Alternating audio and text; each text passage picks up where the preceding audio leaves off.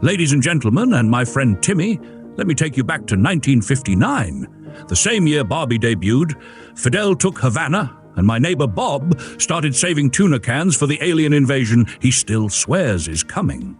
But in sunny Spain, far from political drama and canned fish conspiracies, a certain Francisco Gómez López decided that what the world really needed was a handmade convertible the size of a large doghouse and powered by a motor you'd normally find in an aggressive lawn trimmer.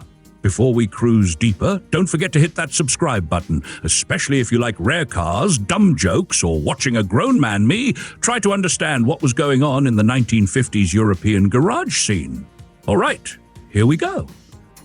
Now, the 1959 F.G.L, which, to clarify, is not a radio station or a new cholesterol drug, was a one-off micro cabriolet built in Alicante by Francisco Gómez López himself. And when I say built, I mean built. The man designed it, welded it, and probably cursed at it in at least 3 languages. This thing was so personal, I'm shocked it didn't come with a family tree. The car rode on a handmade tubular chassis and had a steel roadster body hammered out by hand. Not CAD. Not 3D printing, just hammers, fire, and what I assume was an ungodly amount of patience. Under the hood, an Iresa 2-stroke engine, 1-cylinder, 197cc, 8.5 horsepower. That's right, folks, 8.5 horses. Power went to the rear wheel via 3-speed manual gearbox. It had cable brakes, coil suspension front and rear, a bench seat, and weighed around 250 kilograms, about 550 pounds. That's lighter than the cooler Timmy brings to fishing trips, which, by the way, contains more beer than fish, and somehow still manages to leak pickles. The length? A modest 5 feet 10 inches, 178 centimeters. Width? Just 42 inches, 107 centimeters. To put that in perspective, if you sneezed while driving this thing, you'd probably switch lanes without turning the wheel. But here's the kicker. This wasn't a joke project. It actually got licensed in 1961 and stayed in the Gómez family until 1977. First Francisco drove it. Then his nephew. Then, like many of Timmy's bad decisions, it got left in a garage for years, probably right next to a broken fondue set and a velvet painting of a matador.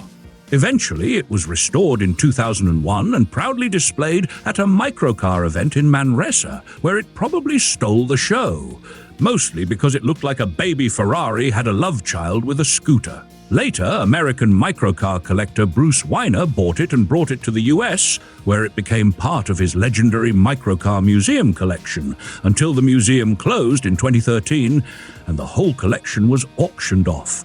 And no, Timmy never got to visit, though that didn't stop him from trying to break into the closed building in 2019 because, and I quote, Google Maps said it was still open.